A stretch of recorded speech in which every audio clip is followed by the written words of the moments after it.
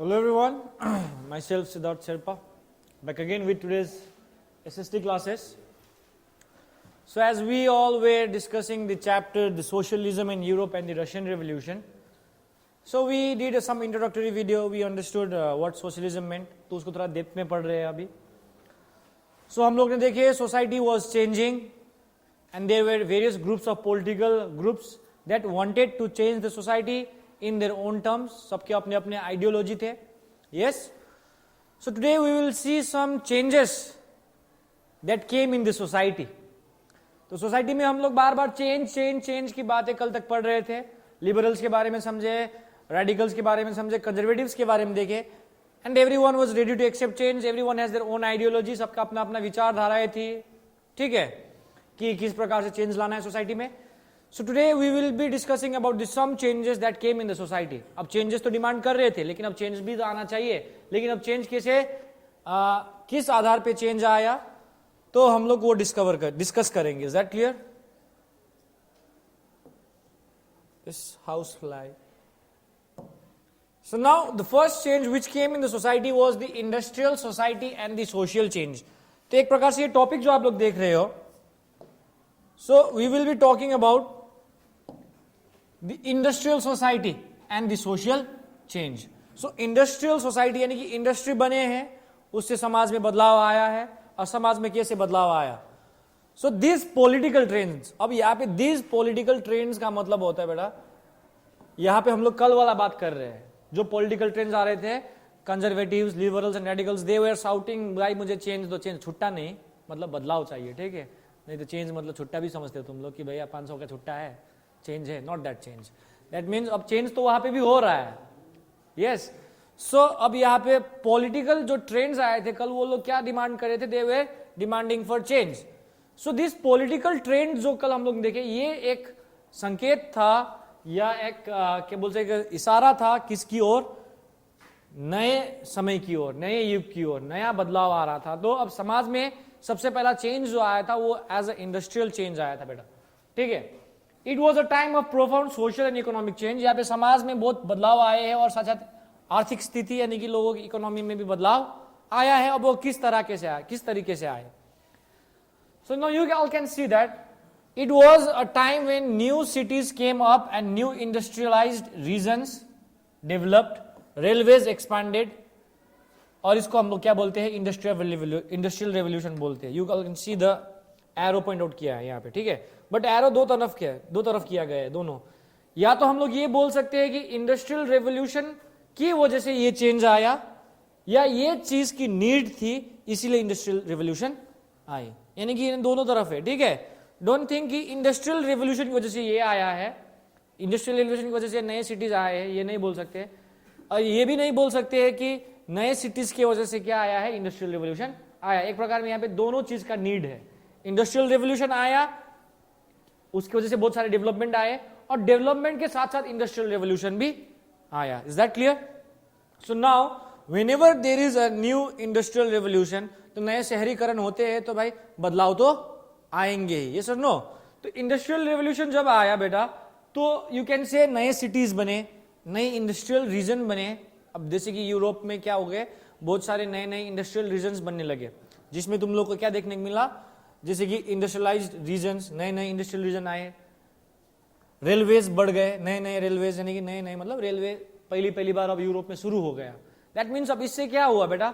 Industrial revolution से क्या हुआ बेटा कि यू कैन से रेलवेज एक्सपैंडेड हुए, तुम्हारा ट्रांसपोर्टेशन जल्दी होने लगे, नए नए रीजन्स बन गए, नए नए शहर बन गए, नए नए सिटीज बन गए.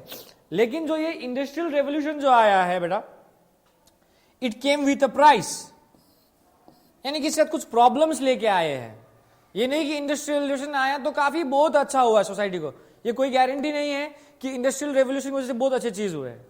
ठीक है, तो तुम लोग देख सकते हो बेटा कि यहां पे जो हम लोग industrial society and social change बात कर रहे हैं, तो सिंपल सी बात है, यहां पे इंडस्ट्रियलाइजेशन का सोसाइटी का बात कर रहे हैं. इंडस्ट्रियल रेवोल्यूशन के बाद जो सोसाइटी बना है उस सोसाइटी के बारे में बात कर रहे हैं, और उस इंडस्ट्रियल रेवोल्यूशन ने वो सोसाइटी में किस प्रकार के चेंज लाए. सिंपल सी बात है, समझ में आ रहा होगा. ठीक है, तो सिंपल से समझो कि इंडस्ट्रियल रेवोल्यूशन आया, जिसकी वजह से इंडस्ट्रियल सोसाइटी बने, जिसकी वजह से समाज में क्या है? बदलाव आए। अब बदलाव we are talking about change. अब लिबरल्स, रेडिकल्स, कंजर्वेटिव्स के पॉइंट ऑफ व्यू से देखा जाए तो चेंजेस आ रहे थे, लेकिन अब किस आधार पे आए थे? सबसे पहला, सबसे प्रमुख या सबसे मोस्ट इंपॉर्टेंट चेंज जो हम लोग बोल सकते हैं सोसाइटी में, वो था इंडस्ट्रियल रेवोल्यूशन। तो इंडस्ट्रियल रेवोल्यूशन से क्या हुआ देखते हैं। मैंने बोला कि इंडस्ट्रियल रेवोल्यूशन तो आए, लेकिन साथ में कुछ लेके आए, तोहफा लेके आए। अब क्या तोहफा लेके आया है? बेरोजगारी का पिटारा लेके आया है, ठीक है, वेजेस वेर पुअर। अब यही सारे चीज ही बाद में जाके यही सारे यू कैन से आइडियाज जो, सॉरी नॉट आइडियाज, यही सारे प्रॉब्लम्स जो आगे जाके रेवोल्यूशन की ओर बढ़ता है। Is that clear? तो that's why we have to understand society to understand whenever we learn about history. और व्हेनेवर हम लोग हिस्ट्री पढ़ते हैं बहुत सारी चीजों के बारे में, अक्सर तुम लोग पढ़ के आए हो, चाहे अकबर का हो तो अकबर के टाइम पे उन्हें एडमिनिस्ट्रेशन कैसा किया था, सोसाइटी कैसा था। सोसाइटी जानना बहुत जरूरी होता है कि बेटा, क्योंकि सोसाइटी ही एक देश का एक आईना भी है, एक प्रकार से देखा जाए। सोसाइटी जिस प्रकार से बना है उसी प्रकार से तुम्हारा देश भी बना हुआ है। तो अब उस समय में जो मोनार्कियल किंग्स थे उन लोग के टाइम का है, तो देखो अब क्या प्रॉब्लम्स आए। Long working hours, wages were poor, unemployment was common particularly during times of low demand for industrial goods. So इसका मतलब ये बेटा कि लाइक एक सिक्के का दो पहलू होता है। The coin has two face, yes, heads and tails, but it doesn't have a body. Is that clear? So now what I mean to say is that कुछ आया है तो कुछ लिया है, कुछ दिया है तो कुछ लिया है। So that means इंडस्ट्रीज बन गए, तो वहां पे लोग क्या करने लगे कि they started moving from villages to the cities. Men and women, children, they all went towards cities. अब ये इंडस्ट्रियल रीजन हम लोग बात कर रहे हैं, तो ये इंडस्ट्रियल रीजन की ओर बढ़ गए, किसकी तलाश में? एम्प्लॉयमेंट की तलाश में, रोजगार की तलाश में, ठीक है। They were moving forward in search of employment. So now employment तो मिली, लेकिन what was the problem? The problem was long working hours. So they used to work around 12 to 15 hours a day. That means 12 to 15 hours a day is what do we call? Is a huge number. यानी कि 16 घंटा एक दिन में काम करना, that means they are facing lots of problem. अब 16 घंटा काम कर लिए, चलो अच्छी बात है, काम करना अच्छी बात है, लेकिन 16 आवर्स जितना काम कर रहे हो उतना वेजेस मिलेगा, तब ना तुम्हारा काम को भी क्या मिलेगा? Yes, you will be satisfied कि yes I am working for 16 hours, उसके बदले मुझे इतना मिल रहा है। So you will be satisfied, चलो काम कर रहे कोई दिक्कत नहीं, लेकिन पैसा मिल रहा, आ रहा है। बट प्रॉब्लम ये भी था कि वेजेस वेर पुअर, यानी कि वेजेस अच्छे नहीं मिलते थे, और ऊपर से अनएम्प्लॉयमेंट भी होता था। अब फिर सोच रहे होंगे कि भाई सर बोल रहे हैं कि एम्प्लॉयमेंट के लिए जा रहा है, इंडस्ट्रियलाइजेशन हुआ है, लेकिन अनएम्प्लॉयमेंट कैसे आता है? क्योंकि मशीनरीज ने क्या किया था बेटा? लेबर को क्या किया था? हटा दिया था, डिस्प्लेस किया था, उसके जगह पे मशीनरी ने काम करना शुरू किया था, ठीक है। एक प्रॉब्लम ये भी थी अनएम्प्लॉयमेंट के कारण कि इंडस्ट्रियल रेवोल्यूशन तो आया, बहुत सारी नई चीजें आई, लेकिन अनएम्प्लॉयमेंट के कारण भी क्या था कि मशीनरीज जो लोग काम कर रहे थे उसका जगह कौन लिया? मशीन्स लिए। उतना ही नहीं, अब जैसे कि यहाँ पे during the times of low demand of industrial goods, यानी कि इंडस्ट्री तो है लेकिन इंडस्ट्री में कोई प्रोडक्ट बन रहा है, उस प्रोडक्ट का कोई डिमांड ही नहीं है। एक समय आ जाएगा तो मान लो साल के एक समय में उसका कोई डिमांड ही नहीं है। फॉर एग्जाम्पल आइसक्रीम लेते हैं एक एग्जाम्पल, इट्स एन इंडस्ट्री। तो अभी विंटर का टाइम चल रहा है, मैं भी स्वेटर पहना हूं, यस, तो यू कैन सी कि अब अभी क्या आइसक्रीम का डिमांड रहेंगे? फॉर एग्जाम्पल आइसक्रीम के डिमांड रहेंगे? नहीं रहेंगे ना, बिकॉज वेदर ही नहीं सपोर्ट करता है। वेदर सपोर्ट करता है? वेदर बिल्कुल सपोर्ट ही नहीं करेगा, क्योंकि ठंडी में कौन आइसक्रीम खाएगा? अभी तो सूप पिएंगे सबको, यस। तो फॉर एग्जाम्पल यही ले सकते हो कि अब इंडस्ट्रीज है बेटा, इंडस्ट्रीज का गुड हमेशा मार्केट में बिकेगा कोई गारंटी नहीं है। समटाइम्स उसको इंडस्ट्री में हो सकता है कि उसका डिमांड कम हो, तो उस समय लेबर्स की मात्रा भी हमको क्या करना पड़े? कम करना पड़े, क्योंकि लॉस में तो हम इंडस्ट्री चला नहीं सकते हैं। तो ऐसे सिचुएशंस में क्या होते थे कि लेबर्स को काम से निकाल दिया जाता था, फिर जब डिमांड होगी फिर लेबर का रख लेना।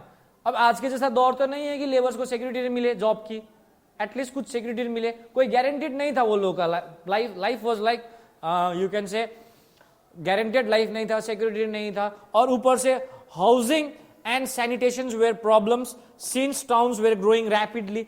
अब शहर बन रहा है बेटा, शहर बन रहा है तो क्या केवल शहर लिख देने से होगा? TOWNCITY टाउन सिटी लिखने से नहीं होगा ना, you have to build houses, वहां पे सैनिटेशन होना चाहिए, प्रॉपर हाइजीन, हेल्थ, स्वच्छता, ये सारी चीजों का याद रखना पड़ेगा। फॉर एग्जाम्पल अब शहर में इतना क्राउडेड क्यों है बेटा?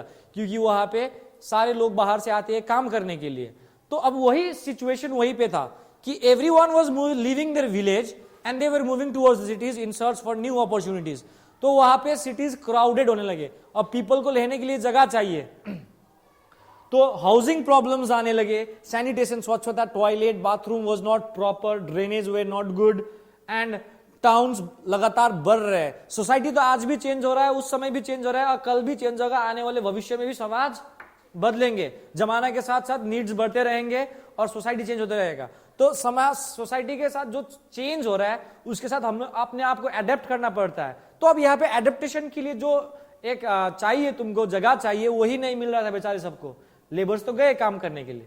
तो ये सारे प्रॉब्लम्स थे, ठीक है, दिस वेर दी प्रॉब्लम्स। अब फिर यहाँ पे बात कर रहे हैं हम लोग कि लिबरल्स, रेडिकल्स चेंज चाह रहे। अब वो लोग क्या कर रहे हैं इस समय? सवाल आ रहा है ना, चेंजेस तो आ रहा है, अब यही लोग ने लिया। अब ये सब प्रॉब्लम्स था बेटा, तो यही प्रॉब्लम्स में हम लोग को क्या चाहिए था? चेंज चाहिए था सोसाइटी। अब क्यों चेंज चाहिए था, अब हम लोग देखते हैं आगे। ये प्रॉब्लम्स जो थी, इसी प्रॉब्लम्स, अब चेंज तो चाह रहा था, सबको अपना अपना चेंजेस चाह रहा था, ठीक है। अब यहां पे तुम लोग देखते हो सोसाइटी के लेवल में चेंजेस चाह रहा है ये लोग। तो अब चेंजेस आ रहे, therefore radicals and liberals search for solution for these issues. तो ये जो इश्यूज आ रहे हैं, अब इशू क्या था? ये housing problem, sanitation problem, poor wage, long working hours, यही सबको चेंज करना चाहते थे रेडिकल्स एंड लिबरल्स। अब यहाँ पे हम कंजर्वेटिव्स का नाम क्यों नहीं लिए बेटा? क्योंकि कंजर्वेटिव चेंज नहीं चाह रहा है। ये तो पॉलिटिकल ग्रुप ही है, ऐसे ही पॉलिटिकल ग्रुप है, लेकिन वो लोग चेंज नहीं चाह रहा है ना। वो लोग उतना चेंज नहीं चाहता है जितना लिबरल्स एंड रेडिकल्स चाहते थे, क्योंकि वो लोग तो एरिस्टोक्रेट्स, राजघर के थे, तो वो लोग चाहेंगे राजा ही रूल करे। तो अब ये प्रॉब्लम्स रेडिकल्स भी देख रहे थे, लिबरल्स भी देख रहे थे। क्यों? क्योंकि almost all industries way the property of individuals. तो उस दौर में यूरोप में जितने भी प्रॉपर्टीज थे वो एक इंडिविजुअल के द्वारा रन किया जाता था, उसका मालिक एक इंडिविजुअल हुआ करता था। और उनमें से बहुत सारे लिबरल्स एंड रेडिकल्स क्या थे? Themselves were often property owners and employers. यानी कि अब जहां पे यहाँ पे इंडस्ट्री का बात कर रहे हैं हम लोग, उनमें से देखा जाए तो जो भी प्रॉपर्टीज थे बेटा, क्योंकि हम लोग को पता है कि मिडिल क्लास वाले हैं, और मिडिल क्लास वाले एक्चुअल में देखा जाए तो बेटा ये इंडस्ट्रियलिस्ट थे। अब वो मिडिल क्लास वाले कैसे समाज में ऊपर आए जानते हो? मैं बता दूंगा अभी कि जैसे ही मिडिल क्लास वाले पावर में आया है, इंडस्ट्रियल रेवोल्यूशन ने काफी, मतलब वो लोगों को क्या किया है? हेल्प किया है। वो लोग छोटे छोटे मर्चेंट्स थे पहले, वो लोग इंडस्ट्रियलिस्ट बन गए, थोड़ा बहुत पैसा कमा लिए, थोड़े अपने आने वाले जनरेशन को क्या किए? पढ़ा लिखा है। तो वो पढ़ा लिखा जनरेशन जो था अभी, उसके बाद आने वाले, वही मिडिल क्लास वाले लोग क्या कर रहे हैं कि आज के दिन में जो सिस्टम था उस समय यूरोप का, जो डिवीजन था सोसाइटी का, उस डिवीजन में वो लोग क्या चाह रहे थे? चेंज चाह रहे थे। अब लिबरल्स और रेडिकल्स वाले भी प्रॉपर्टी ओनर्स थे, सिंपल सी बात है। अब फिर यहाँ पे एक सवाल आएगा कि जब लिबरल्स और रेडिकल्स भी प्रॉपर्टी ओन, अब सारा प्रॉपर्टी तो नहीं, लेकिन कुछ प्रॉपर्टी लिबरल्स एंड रेडिकल्स वाले भी ओन करते थे। अब वो लोग एम्प्लॉय भी करते, लेबर को भी काम में लगा रहे थे। फिर अभी हमने यहाँ पे देखा ये प्रॉब्लम्स की बात, तो ये प्रॉब्लम लिबरल्स एंड रेडिकल्स वाले क्यों हल नहीं कर रहे थे? सवाल आ रहा है ना। वही लोग चेंज का डिमांड कर रहे हैं, और ऊपर से वही लोग मालिक भी है, वही लोग लेबर भी लगा रहा है, पैसा भी दे रहा है, 15 घंटे तक काम भी वही लोग करा रहा है, लेकिन अब वो लोग क्यों चेंज नहीं ला पाते? अगर उनके हाथ में होता बेटा तो वो लोग चेंज ला सकता था। अब वो लोग चेंज नहीं ला सकता था, इसीलिए डिमांड भी रख रहा था। क्यों? क्योंकि ये लोग ने देखा, क्योंकि ये लोग लिबरल्स थे और रेडिकल्स थे, भले ही मालिक भी थे कंपनी का, इंडस्ट्री का, वो लोग ने देखा लेबरों का कंडीशन, तब न जाके लोग डिमांड कर रहा है। बट अपने हाथों से चेंज का डिमांड कर रहा है, लेकिन खुद से चेंज नहीं कर सकता है। क्यों? क्योंकि यहाँ पे उस समय एक बात आता है, अब फिर यहाँ पे सोसाइटी किसके द्वारा रूल किया जाता था? किंग्स के द्वारा रूल किया जाता था। रिमेंबर दैट, सोसाइटी किसके द्वारा रूल किया जाता था? किंग्स, क्योंकि वो गवर्नमेंट किंग का रखता था। अब किंग जो बोलेगा वही ना होगा बेटा। अब ये लोग चेंज चाहेंगे भी तो उनको फाइट करना पड़ेगा, उस स्ट्रक्चर से, उस आइडियोलॉजी से फाइट करना पड़ेगा, तब जाके सोसाइटी में चेंज आएगी। ठीक है, तो अब वो किंग्स में जाने से पहले एक और चीज देखते हैं। रेडिकल्स एंड लिबरल्स तो एम्प्लॉयर्स थे, फैक्ट्री ओनर्स थे, ठीक है। तो वो लोग ने देखा बेटा कि liberals and radicals themselves are often property owners and employers. Liberals and radicals believe if the population was healthy and educated they could achieve more profit. अब देखो यहाँ पे या तो ये हो सकता है कि लिबरल्स और रेडिकल्स का एक अपना स्वार्थ भी हो सकता है, या फिर वो चेंज सही में चाहता है क्योंकि वो लोग लेबर्स का दुख दर्द समझ सकता है। दोनों ही होगा, दोनों में एक तो जरूर होगा। क्यों? क्योंकि वो लोग क्या है, फैक्ट्री ओनर्स है, इंडस्ट्रियलिस्ट है। वो लोग सोचेगा कि उनका जो लेबर्स हेल्दी रहेंगे, अच्छे इन्वायरमेंट में रहेंगे, जितना हेल्दी रहेगा उतना अच्छा से काम कर पाएगा, और जितना अच्छे से काम करेगा उतना प्रॉफिट कमाएगा। और प्रॉफिट किसको होगा बेटा? लिबरल्स एंड रेडिकल्स को होगा, क्योंकि वो पहले से ही क्या है, कुछ मालिक है, कुछ इंडस्ट्रीज वो भी ओन कर रहे हैं। या तो अंतर ये होगा, या तो दूसरा कंडीशन ये हो सकता है कि लिबरल्स एंड रेडिकल्स मालिक तो थे, वो लोग ने लेबर को काम पे लगाया, और लेबर का सही में दुख सुख समझ के ही वो लोग ने ये डिमांड किया था कि वर्किंग आवर्स में भी कुछ सुधार होनी चाहिए, वेजेस में भी कुछ सुधार होनी चाहिए, सैनिटेशन में भी कुछ चेंजेस आने चाहिए। तो ये या दोनों में से एक होगा। अब ये दोनों में कोई भी हो, ये लोग मानते थे कि अगर लिबरल्स एंड रेडिकल्स ये मानते थे कि पॉपुलेशन हेल्दी रहेगा बेटा, तभी जाके डेवलपमेंट आएगी। हम लोग ने देखा है, इकोनॉमिक्स में भी पढ़ा है, पीपल एज रिसोर्स में, कि healthy population is much needed for the proper development of a country. बीमार लोग क्या काम कर पाएंगे?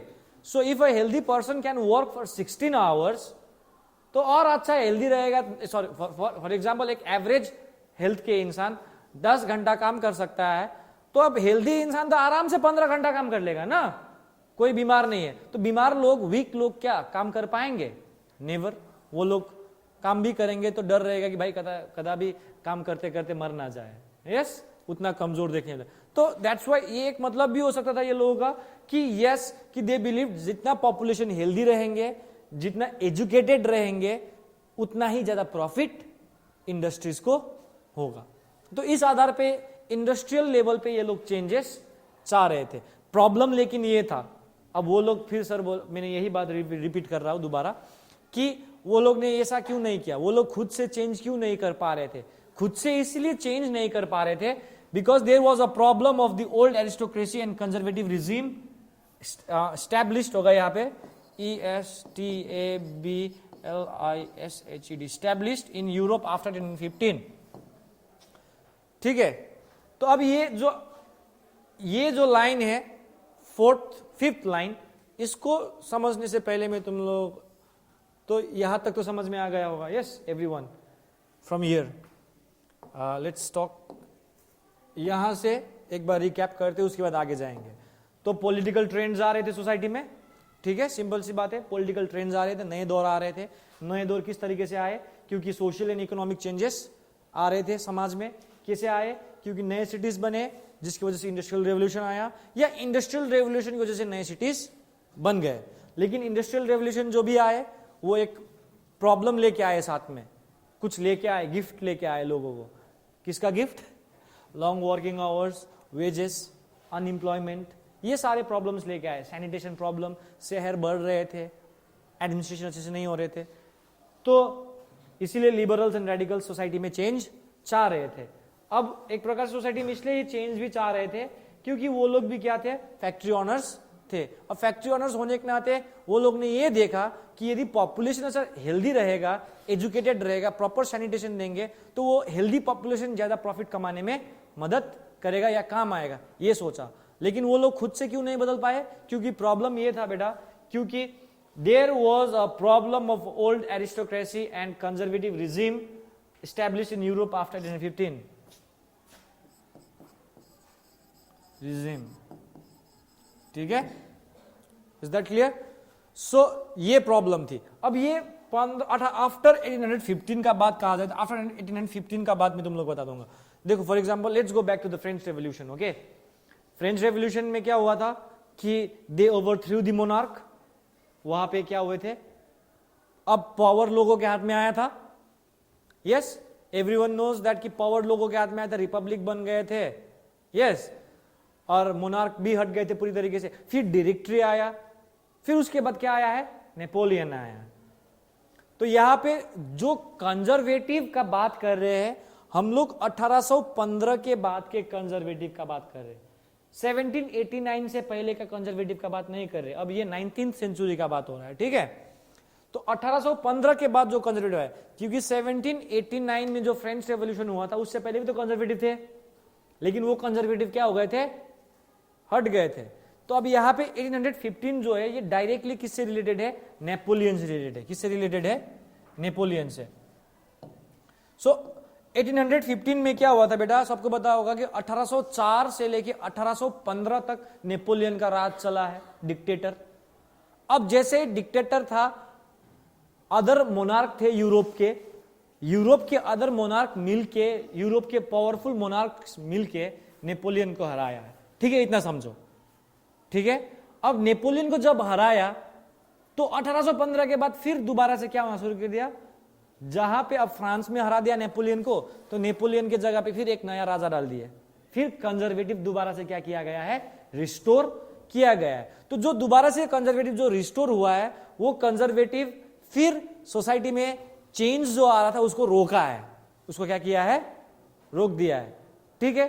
अब फिर बात आ रहा है कि फिर उस कंजर्वेटिव को हटाना है, we have to overthrow the conservatives. तो समझ में आया, 1815 के रिजिम का जो बात कर रहे हैं हम लोग, वो 1815 का रिजिम के बाद जो कंजर्वेटिव आया है वो नेपोलियन के डाउनफॉल के बाद। क्योंकि अभी मैं थोड़ा और स्टोरी बना देता हूं आप लोगों को। नेपोलियन ने क्या किया था, नेपोलियन ने फ्रांस के साथ, तो फ्रांस में तो बदलाव लाया था, at the same time other European countries को भी कैप्चर किया था। तो क्या हुआ था कि यूरोप में ज्यादा पॉपुलर हो रहे थे नेपोलियन को मिलके बहुत सारे राजाएं मिलके, Prussia, Russia, Austria and Britain, ये सब मिलके क्या किया, नेपोलियन को हरा दिए। जब नेपोलियन हार गए तो नेपोलियन का दौर खत्म। नेपोलियन ने जिस जिस एरिया पे कैप्चर किया था वो सारे एरिया पे फिर से दोबारा से क्या रख दिए, मोनार्क सिस्टम स्टैब्लिश कर दिए। जब मोनार्क सिस्टम स्टैब्लिश कर दिए बेटा, तो फिर उस समय रेडिकल्स एंड लिबरल्स वाले भी क्या हो गए, रुक गए। जो चेंजेस आ रहे थे उसमें रुक गए, क्योंकि उस पर अब कौन टांग अड़ाने आ गए, फिर दोबारा कंजर्वेटिव्स वाले। अब कंजर्वेटिव्स वाले समझ रहे हो, वो राजा महाराजा, एरिस्टोक्रेट्स, नोबल्स, चर्च, ये सब। इज दैट क्लियर, यहां तक समझ में आया।